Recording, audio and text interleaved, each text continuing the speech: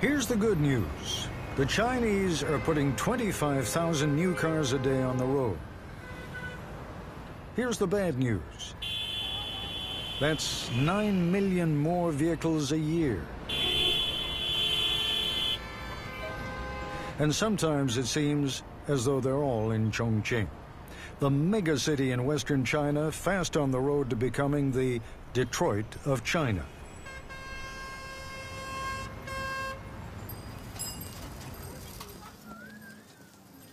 It wasn't all that long ago that China traveled on two wheels. Getting to and from work was a quiet, if aerobic affair, marked only by the soft, whirring sound of bicycle tires.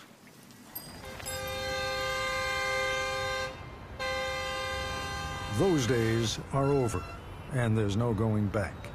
Everything that's good and bad about the automobile is now irrevocably also a part of China. The mobility, the accidents. The independence, the pollution. The noise, the noise.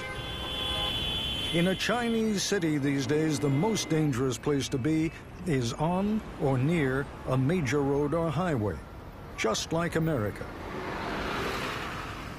At least the way America was perhaps 50 years ago, when its great love affair with the automobile was in full bloom. Since so many Chinese drivers have never driven before, there are a great many accidents.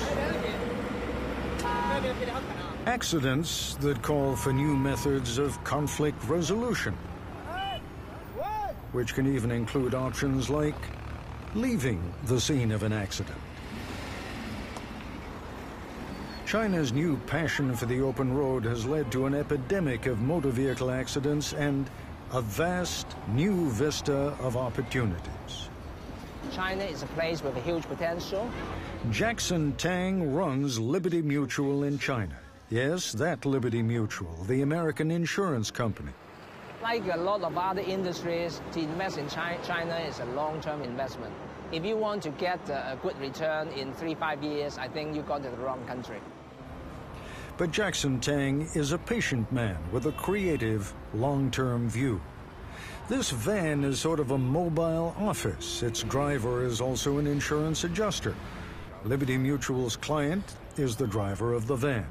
It's just a fender bender, but the objective here is to reach a settlement on the spot.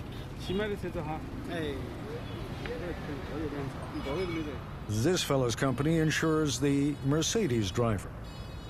The traffic policeman arrives on the scene. Who is the driver? Show me your license, he demands. What happened? He asks the other driver. China is still in the early stages of developing an automobile-centered culture, but this thing isn't going to court and there are no lawyers. And while each insurance company adjuster is trying to make his client's case, it is the cop who serves as the ultimate arbiter. He's judge and jury, and he can allocate blame. This guy's 40% at fault, the other guy 60%. In this case, the traffic cop actually rules that one driver is entirely to blame. You're not allowed to cross the line when turning, he tells the Mercedes driver, and that's it. The policeman gives out copies of his official report, and the van driver goes off with the Liberty Mutual adjuster to collect his money. Perhaps because cars are a relatively new phenomenon in China, people handle at least minor accidents with a minimum of fuss. No litigation, no cops, no insurance company.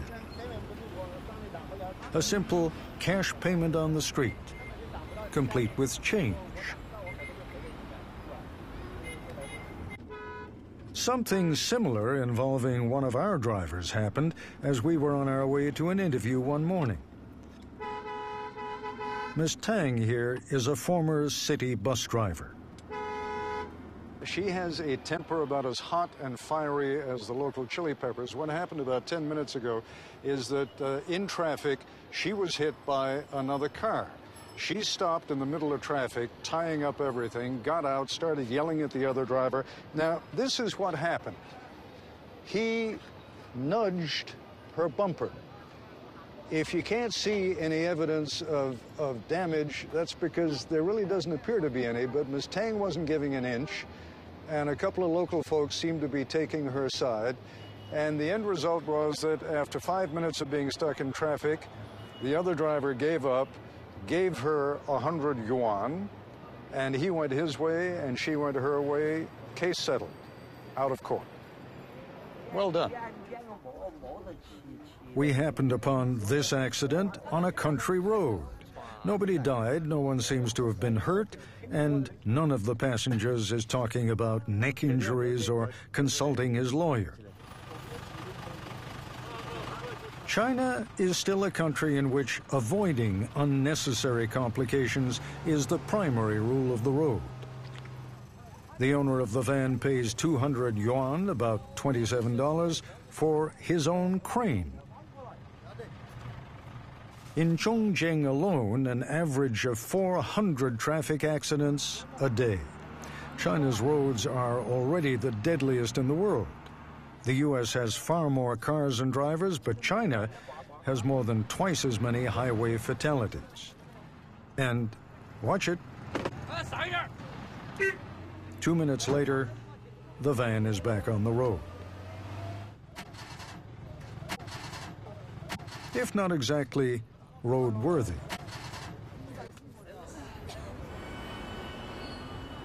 As you can see, Liberty Mutual and Jackson Tang have their work cut out for them.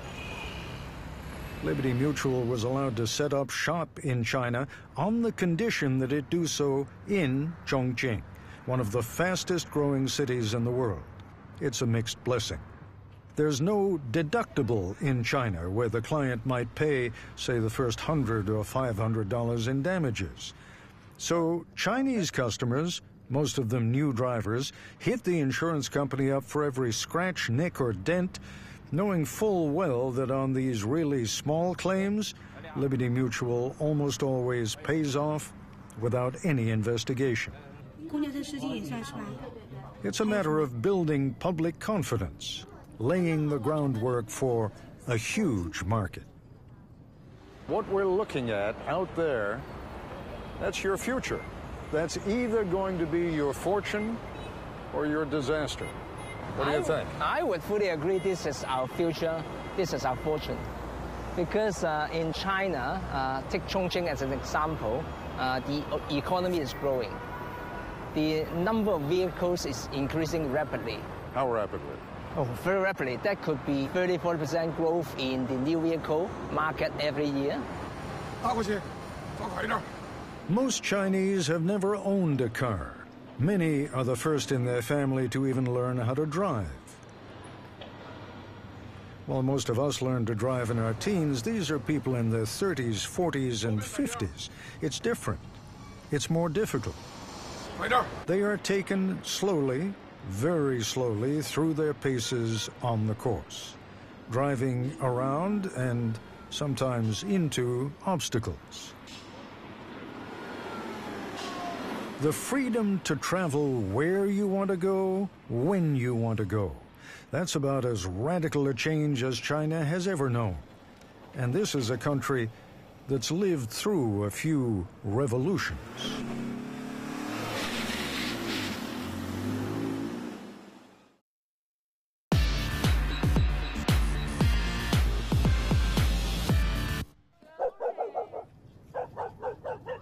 You can see at a glance that the village of Dragon Spring is a long way from the city of Chongqing, but it's all part of the same gigantic municipality.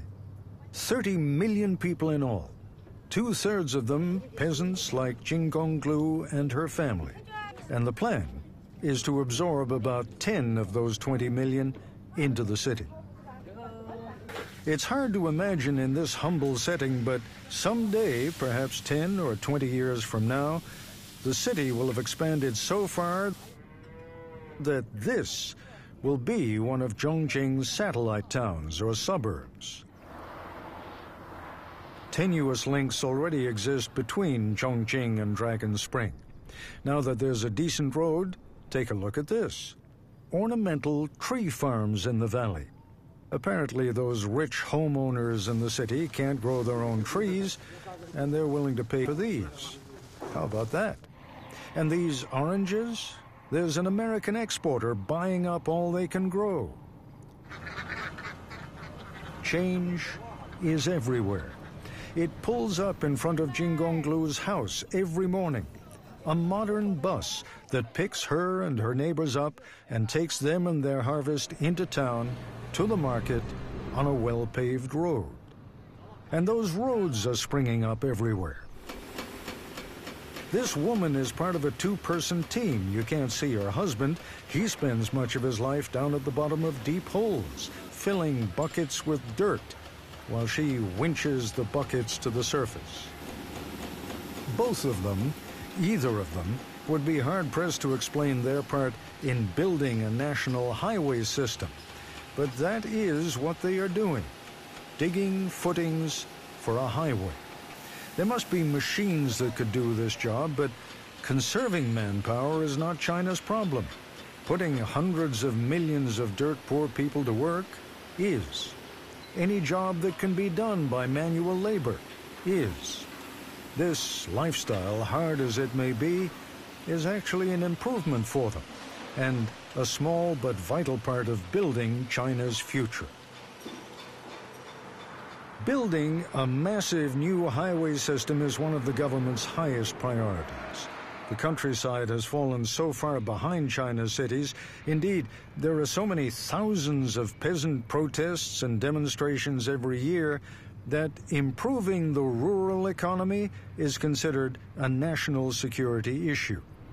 The Chinese government has almost certainly studied President Eisenhower's decision more than 50 years ago to develop an interstate highway system. That too grew out of national security concerns. Eisenhower wanted to ensure the speedy evacuation of America's cities in the event of a nuclear attack. But those highways and the explosion of cars that flooded onto them changed the face of America. They prompted the movement of jobs and people into the underpopulated South and West. They led to the creation of sprawling suburbs around every major city in the country. Mobility led to the development of shopping centers, industrial parks, drive-through restaurant chains. But most of all, the availability of cars, roads, and cheap gasoline led to the greatest redistribution of city and country people America has ever known. Which is exactly what China hopes to achieve. The Chinese government is betting its economy and its future on the success of the automobile industry. These men are laying wire for dynamite, preparing to blast their way into the base of yet another mountain, carving yet another tunnel through the range of mountains that has kept the further reaches of Chongqing isolated from its urban center.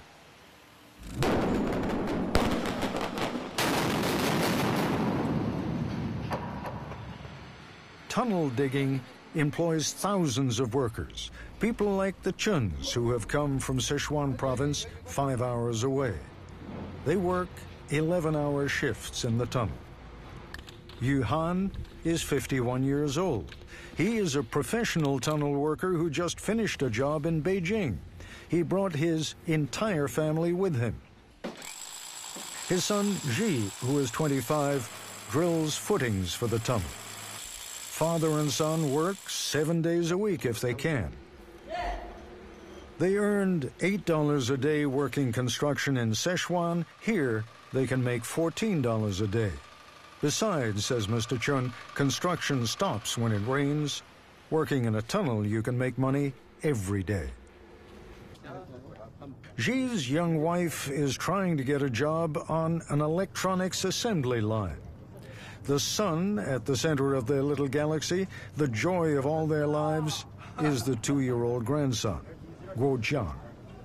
Would you like him to be doing the same work someday? It's entirely up to fate. If he studies hard, maybe not. But otherwise, he'll have to do what I do. Mr. Jun's wife has her own responsibility, caring for young Guo Jian. She and Mr. Chun have been married 25 years, and she follows him wherever the work is. 5 people will live in one room of this ramshackle dormitory for 10 months. We asked how 5 people could possibly live that way, and Mr. Chun said, "What do you expect? This is a construction site." He and his family endure the noise, the dirt, the lack of privacy, he said, because they see it as a way to ultimately improve their lives. They're building roads as fast as people can buy new cars. It won't be long before China overtakes the U.S. and becomes #1 in the world in highways. #1 in highways, #1 in cars. And this man will be right at the heart of it all.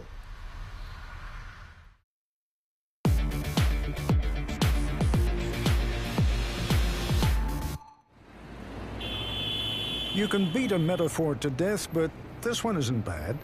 What you're looking at here is China in microcosm. On one level, a perfectly groomed traffic cop going through elegantly rehearsed motions. Go here, stop there, these are the rules. While a generation of newly minted drivers revels in a communal explosion of anarchy. All of it monitored, though hardly controlled, from Zhongjing Traffic Center, where feeds from more than 700 cameras follow the action all over town. That's China, an authoritarian government just barely in control of what's happening. Meet In-Ming Shan. All you need to know about In-Ming Shan for the moment is that he plans to be to Chongqing what Henry Ford was to Detroit. Foreigners grew up with cars, so there's nothing special about owning a car. To have a car is a normal thing. But in China, only top government officials, foreigners, and rich people could buy or even ride in a car. So when regular Chinese people earn enough money, they have a very strong desire to buy a car. That's why I believe China, in the very near future, will become the world's biggest consumer of cars. China has gone from having virtually no private cars a few decades ago to more than 30 million by the end of last year. Indeed, if current trends continue, China will have more cars than the United States by 2030. More cars, more roads and highways, thousands of miles of roads and highways already under construction. China's first modern highway opened 20 years ago. Now they have 33,000 miles of new expressways. You can't change a country's infrastructure like that without changing the entire country. It's almost like the Wild West out here. Some people follow the traffic rules and others don't. A lot of these people own their car in the first time, and they just got the license. They were very eager to drive. But I would say the driving habit is not as good in Chongqing. For example, taxi drivers, oh, it's crazy. Taxi driver Tang Ring-Xiu might bristle at the analysis, but she'd be the first to acknowledge that Chongqing does have major traffic problems. We can't drive fast in downtown because there are too many people. It's a big headache. People don't obey the traffic lights, and they just cross the road anywhere. It's hard to know whether Ms. Tang considers herself and her warrior-like driving style to be among Chongqing's traffic problems, but she is clearly unrelated to any solution. This is a Ford showroom in Chongqing, where the customer is treated like a visiting dignitary. Understand that 80% of those Chinese considering the purchase of a car are first-time buyers. The Chinese customer is not just about himself. Vivian Palmer is a Ford marketing manager. It is very much influenced by his family, because this is a very significant purchase, especially if it's a first-time buyer. It's not about just him or her being in the vehicle. So the whole family needs to be convinced that this is the right vehicle. This is the Hu family, 2 brothers, their wives, and 1 sister. They're going to split the cost and share the car. 9 out of 10 buyers in China pay cash.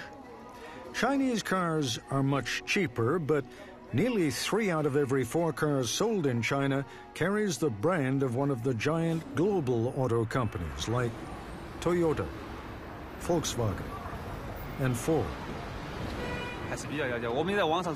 We know the Ford line, but we want to check it out for ourselves.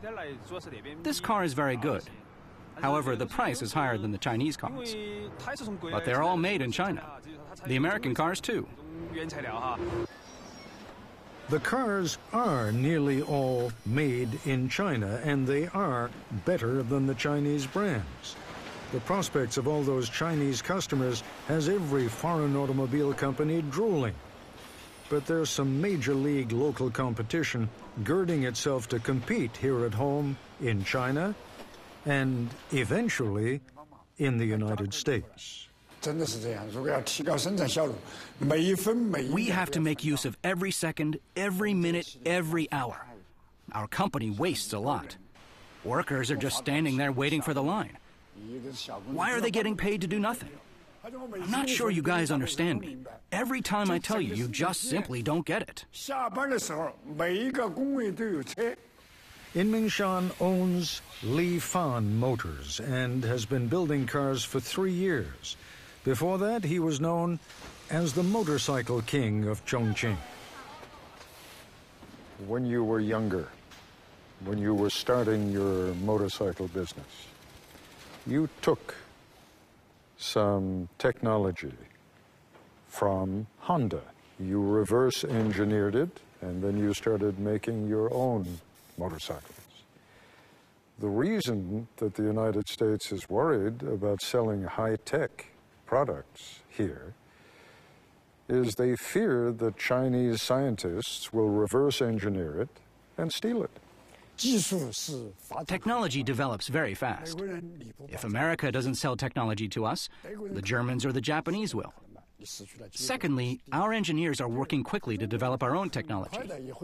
So, in the end, you will lose your opportunity completely. That's in Mingshan. Okay, so I stole some technology from the Japanese, and if you won't sell me yours, I'll buy it somewhere else. He's not shy. Compared to the rich Americans, the Chinese are still very poor. What right do the Americans have to stop the Chinese from getting rich? According to the American Constitution, all men are created equal. When he's not misappropriating the U.S. Declaration of Independence, In Mingshan composes his own slogans for the Li Fan Motor Company. One of my own favorites loosely translates as, "If you screw with Li Fan will screw with you." He already sells cars throughout the developing world, and now AIG, the largest insurance company in America, has agreed to make a major investment in his company.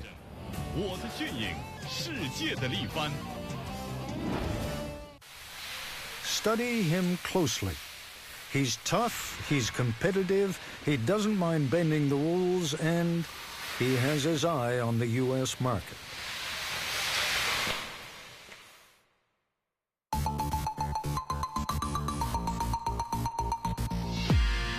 I want to send a message to China and the world that you can't dump dangerous products on American consumers. Philadelphia lawyer Jeffrey Colino's view is understandably colored by the fact that he represents the families of 3 young construction workers who were involved in a fatal car crash. The cause of the crash was tire failure, and that, says Colino, was the fault of the Chinese manufacturer, who cut costs by eliminating a critical safety feature, a 30-cent gum strip. If you do not watch the Chinese manufacturer every second of the way, they will find a way to put profit in front of safety. A lot of Americans have a jaundiced view of China and its impact on the United States. Bob Sabina is head of the United Auto Workers local at a Monroe, Michigan plant that supplied Ford with drive shafts and catalytic converters. Because we've been already told, if we can't meet that lowest bidder, then we won't do business with you. Right now, the Chinese are the lowest bidder, pretty much. So wages are cheaper. I mean, health and safety like ours is non-existent in China. There was a time when America's economic trousers were supported by what is now loosely referred to as the Rust Belt. The automobile industry and its associated suppliers sprawled across the Midwest, providing middle-class jobs to blue-collar workers. Now, that's withering fast as production moves elsewhere in search of cheaper labor. Ford is shutting down the Monroe operation later this year, affecting 1,200 jobs. Except that some of those jobs are moving to a new plant just a half hour away. Same jobs, same equipment, same union. Different employer and much lower pay. I was making $28.63, I believe, at Ford's, and I'm making $15.75 here. And the new boss is, you guessed it, Chinese. We bought more than 10 different manufacturing companies in the United States in the last 10 years. Pin Ni runs the American operation for Wanxiang, China's largest auto parts company. This is a perfect, classic business model. It fit us in terms of what we're thinking very well, which means American assembling, American engineering, American customer service, and the China component, which means the low-cost components. With a buyout and a pension from Ford, Mark Rafko says he came out ahead. It pretty much is a no-brainer for me. I don't look at who owns the company, who's financially backing the company. I look at it as a job, a good job. Far from resisting Chinese investment in the United States, local government officials from Michigan are now making regular trips to China to attract even more such investment. One morning in Chongqing, we ran into this delegation from Wayne County, which includes Detroit. They were trying to drum up business from Chinese auto parts companies like Wanxiang. Aboard their bus, going from one meeting to another, Wayne County Executive Robert Ficano acknowledged that Michigan made a huge mistake a generation ago, and he doesn't plan to repeat it. What we want to do is not make the same mistake they made with Toyota and they made with Japan. They weren't really welcomed with open arms. Where's Toyota have all their plants now? They're not in Michigan. And yet, they're big investors in the United States. The Chinese automobile industry is poised to become the biggest in the world. That's not a hope or a dream. That's a conscious, strategic decision made by the Chinese government. That plan has already made China the world's largest producer and consumer of steel. That plan is one of the main engines of China's sizzling economic growth. That plan will put tens of millions of new Chinese drivers behind the wheel of tens of millions of new cars, speeding along thousands of miles of new roads and highways. Well, good for China. But what's good for China, it turns out, may also be good for General Motors.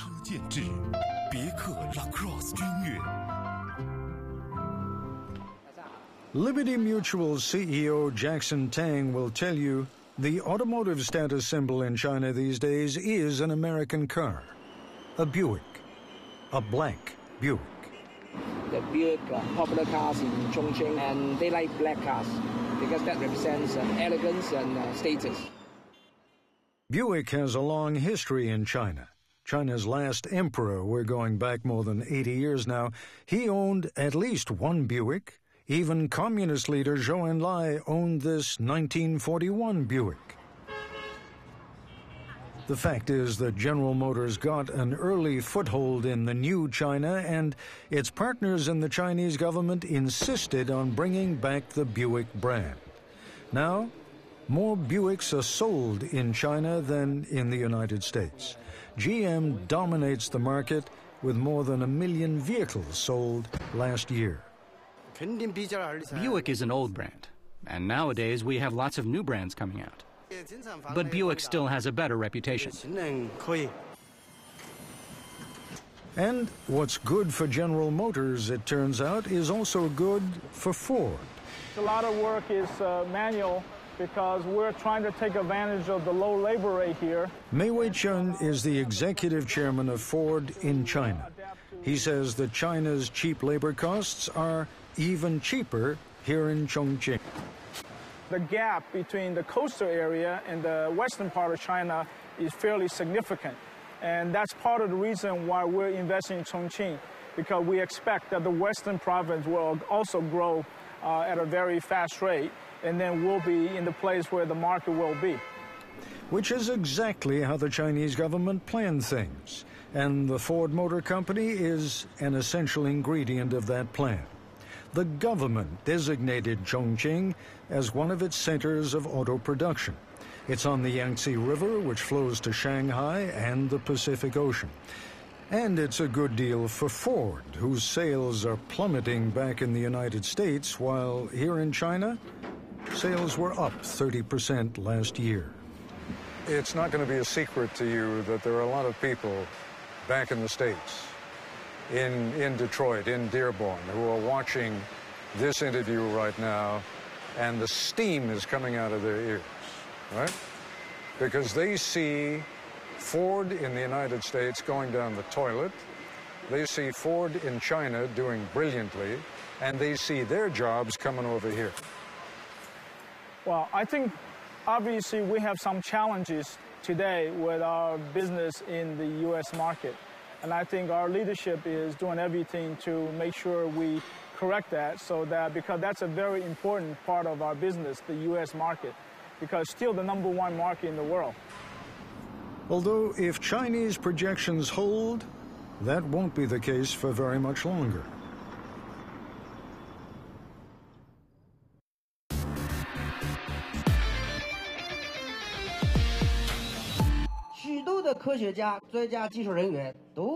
So if you were going to try to bridge the cultural divide between Chinese car manufacturers and the U.S. market, which iconic figure would you put on your dashboard?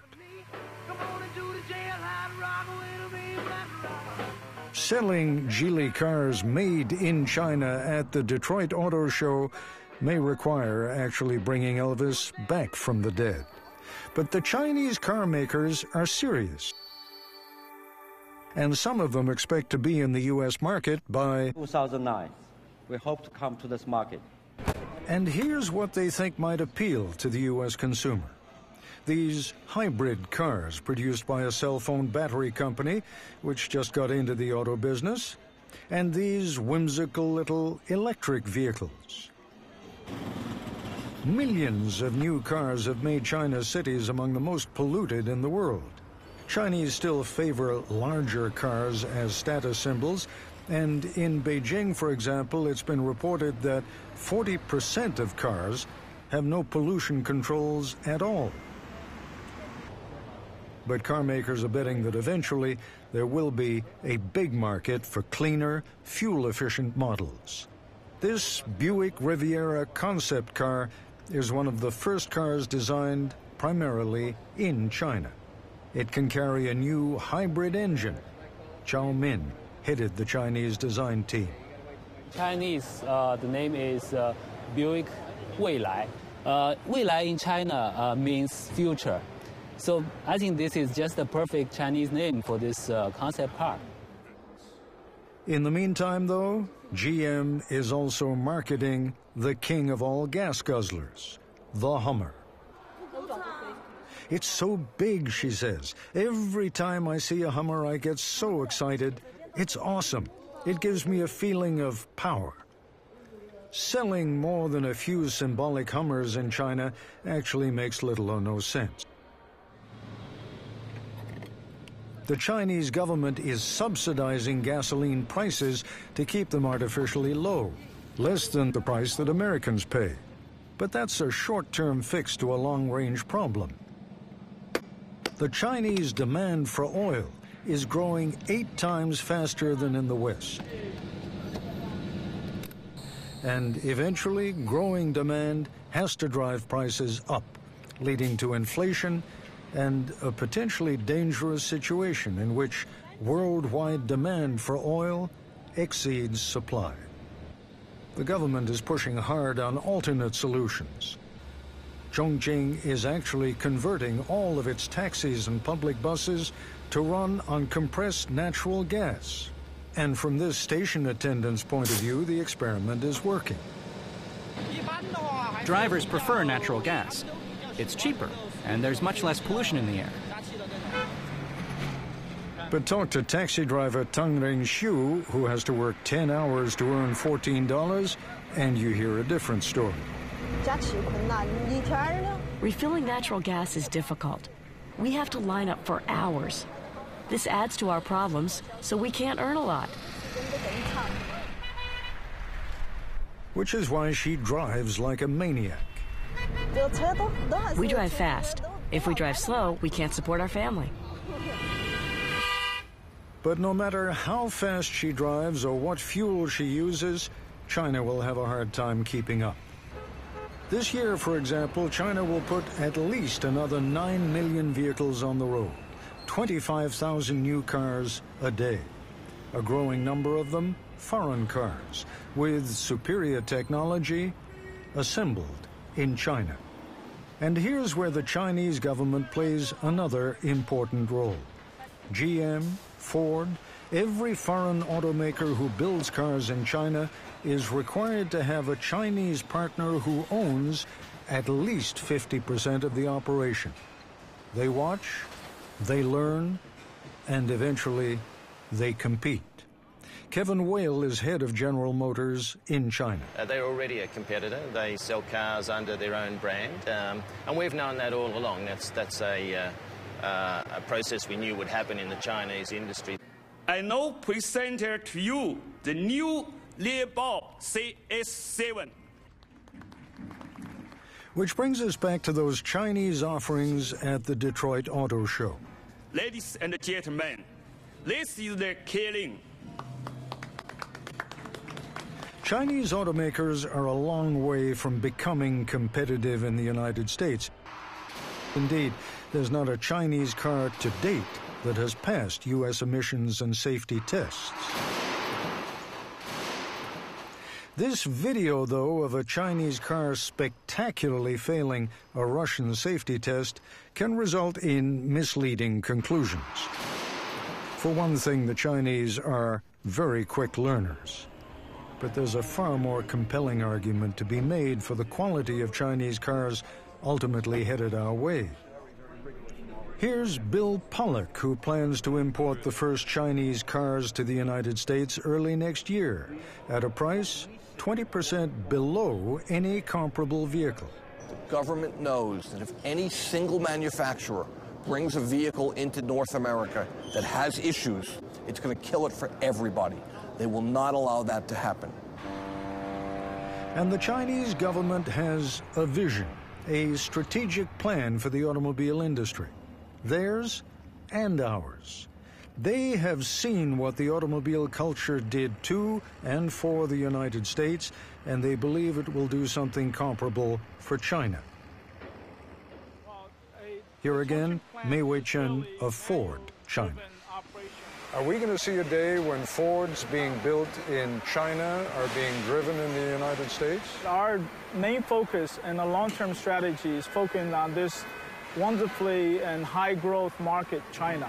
That's our first priority. I heard that. And then, I got that. if we can satisfy the demand of the Chinese consumer, then obviously we will consider export those vehicles to those markets that has the demand for the vehicle that we built here in China. You must know what your long-range plans are. And those long-range plans, at some point or another, include selling cars that are produced here in China overseas. As I said, when we have the capacity and the cost advantage, we will consider opportunity to expand our marketplace in markets that may want to have these products. The world we're looking at right now really is, I mean, as far as the business community is concerned, it's got nothing to do with national loyalty anymore. It's just an international business. Wherever you can do business. I mean, do you even consider that you're working for an American company? I'm working for a global company because Ford Motor Company has a presence in many, many countries across the globe. So we are there looking at the market opportunity, the demand of the consumer. You know, in the old days, the line used to be the old General Motors line. You know, what's good for General Motors is good for the USA. That world is gone. The only thing I can say is that in many ways, Ford Motor Company is a global company and we need to be competitive on a global basis, and we are. The name of the game is capitalism. Who would have thought that China, of all countries, would be so good at it?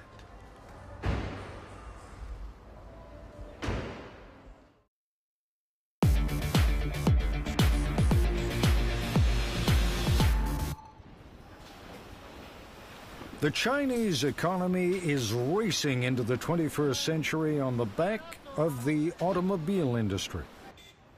Mobility is bringing growth and expansion and corruption. You know what this is all about? The chorus, the smoke machine, the cute kids. It's all about fighting corruption. And if the Broadway production values don't do the job, the Chinese have an even more compelling piece of anti-corruption propaganda.